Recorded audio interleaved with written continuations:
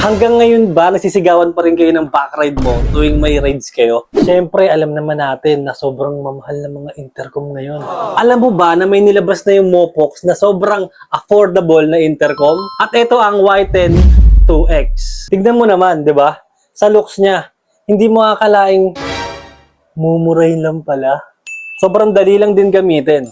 I-hold mo lang, then bubukas na yan. Automatic na naka-Bluetooth on na yan. Pag binuksan mo na rin yung other device, automatic na magko-connect na rin sila. Diba? Sobrang dali lang. At meron tayo ditong mute button kung gusto mong i-off yung mic mo. At the same time, nandito na rin yung volume natin. Pwede mo lakasan at hinaan na hindi mo ginagamit yung cellphone mo.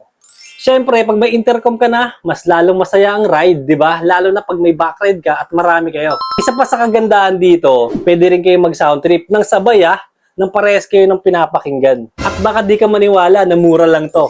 Inilagay ko na yun dyan sa yellow basket sa taas ng pangalan ko. Naka-sale sila ngayon. Grabe. Hindi ko na sasabihin yung presyo.